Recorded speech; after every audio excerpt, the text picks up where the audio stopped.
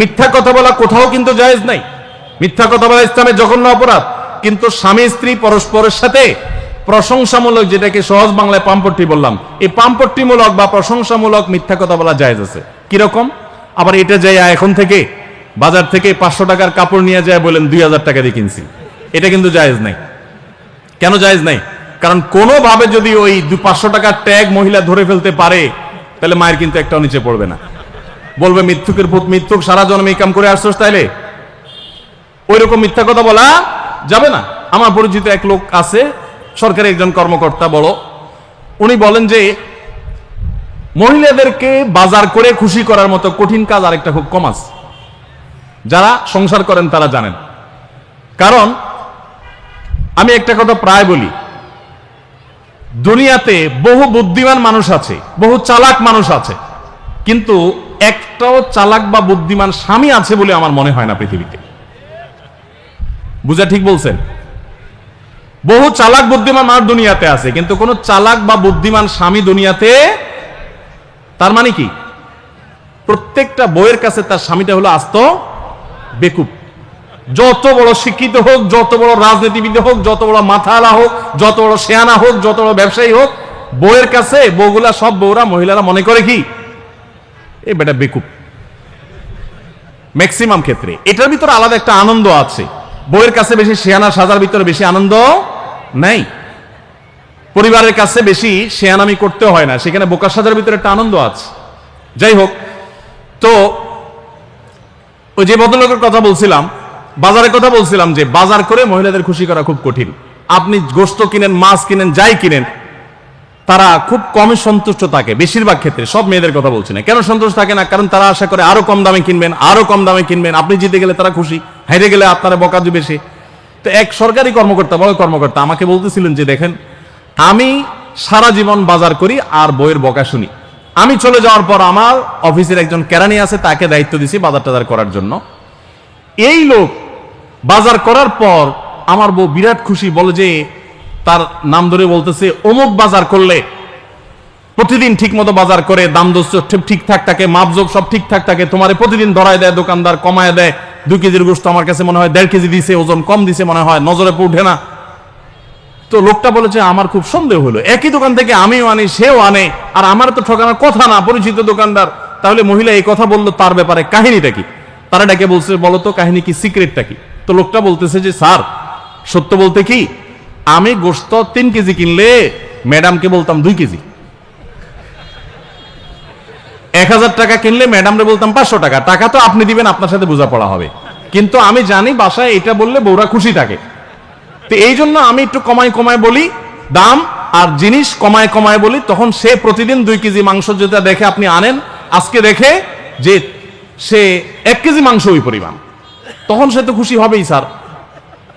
তখন ওই লোকটা বলতেছে দেখেন, সে এইটা করে আমার গোটা সংসারে আগুন ধরায় দিস। তো এইভাবে মিথ্যা কথা বলা কিন্তু জায়েজ নাই। কোন মিথ্যা কথা বলা জায়েজ আছে? ধরেন আপনি আপনার বউরে বললেন, দেখো তুমি চাঁদের চাইতেও সুন্দর। কিসের চাইতে সুন্দর?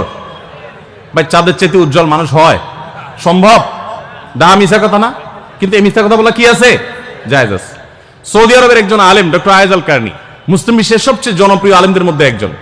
ওনার একটা বক্তব্য আমি শুনেছি, অত্যন্ত চমৎকার কথা বলেন এবং দারুণ দারুণ টিপস দিয়ে থাকে। উনি বলেন যে একটা ইউনিভার্সিটি প্রোগ্রামে স্টুডেন্টদের সামনে উনি বলছিলেন যে আমি একবার একটা আইডিয়া দিয়েছি দাম্পত্য জীবনের সুখ শান্তির জন্য। বলেন যে এটা ইমপ্লিমেন্ট করে অনেকেই সুফল পেয়েছেন, আমাকে ব্যক্তিগতভাবে জানিয়েছেন। টিপসটা কি? টিপসটা হলো, উনি বললেন যে বাসায় ঢুকে মাঝে মধ্যে, সবসময় করলে আবার মাইর দূর খাবেন, যখন দেখবেন বউয়ের মুড টুট ভালো আছে, বাসায় ঢুকে আস্তে করে লাইটের সুইচটা অফ করে দিবেন। তখন বলবো কি ব্যাপার, লাইট বন্ধ করলা কেন? তখন বলবেন যে দেখো, বাসায় আসলে তোমার চেহারার উজ্জ্বলতা থাকলে আর এই লাইটের দরকার হয় না।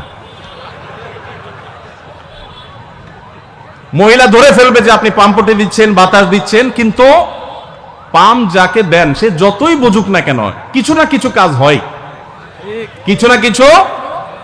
একেবারে শতভাগ যদি বুঝে কাউকে প্রশংসা করছেন, সে বুঝে, তারপরও সে একটু খুশি হয়, ভালো লাগে। তো উনি বললেন যে শরবত বানায় আনছে বউয়ে, তখন বলবেন যে দেখো চিনি দিও না, চিনি দিও না। তারপর বউরে বলবেন যে আঙ্গুলটা একটু চুবাই দাও। কেন? কারণ তুমি আঙ্গুলটা চুবাই দিলে ওটা চিনি চাইতে বেশি মিষ্টি লাগে।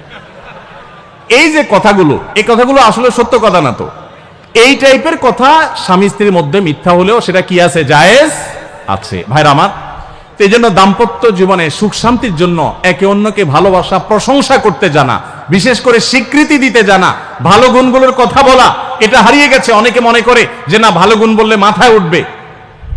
এটা ভুল। মাথায় উঠবে সেটা ব্যালেন্স করার জন্য আপনাকে অন্য কাজ করতে হবে, কিন্তু তাহলে প্রশংসা করতে কার্পণ্য করা যাবে না, স্বীকৃতি দিতে হবে। 5 নম্বর হলো দাম্পত্য জীবনের সুখ শান্তির জন্য একে অন্যের যে কনসার্নের জায়গাগুলো আছে, ইস্যুগুলো আছে, এগুলোকে মাথায় রেখে চলতে হয়। যেমন আপনি স্বামী হিসাবে বউয়ের বাপের বাড়ির মানুষদের বদনামি থাকলেও করবেন না। তারা কৃপণ, তারা অনেক সমস্যা আছে, এগুলো থাকলেও বউয়ের কাছে করবেন না। কারণ কোনো মেয়ের কাছেই নিজের বাপ মা, নিজের ভাই বোনের কোনো দোষ শুনতে ভালো লাগে। আপনি তার কাছে বললে সমাধান হবে না, তো বরং অশান্তি বাড়বে। তাহলে কি লাভ? আপনি এগুলো ভেতরে ভিতরে রাখেন, সবকিছু বলতে যান না। এবং তাদের পারলে আরো প্রশংসা করেন যে আমার শাশুড়ির রান্নাটা খুব ভালো, মাশাআল্লাহ, আমার শ্যালকের এই গুণটা খুবই ভালো, আমার শ্যালিকার ওই গুণটা ভালো। যত বেশি তার বাপের বাড়ির তারিফ করবেন, দেখবেন যে আপনার ঘর পুরাই শান্তি।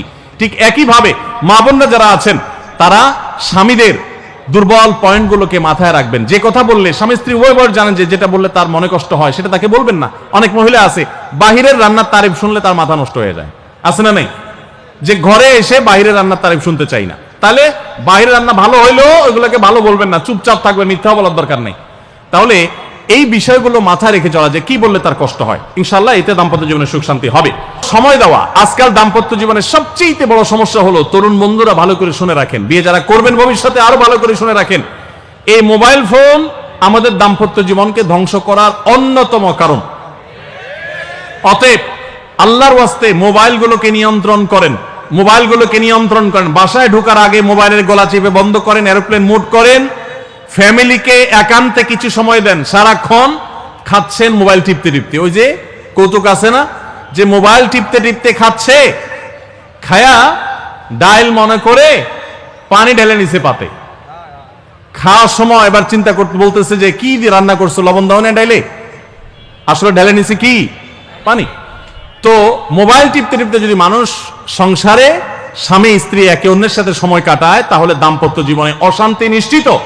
যত অশান্তি এবং যত ঝগড়া, যত ভুল বোঝাবুঝি আমাদের ফ্যামিলিগুলোতে হয়, এর অন্যতম প্রধান কারণ হলো এই মোবাইল এডিকশন, মোবাইল আসক্তি। স্বামী বলেন স্ত্রী বলেন উভয় একান্তে স্বামী স্ত্রী বাসা বাড়িতে তো অবস্থান যতদিন করবেন, ব্যবসা বাণিজ্য, কাজ কাম, আল্লাহর হস্তে, এগুলো সব জমা রেখে তারপর স্বামী স্ত্রী একে অন্যকে সময় দিবেন। ইনশাআল্লাহ দাম্পত্য জীবনের সুখ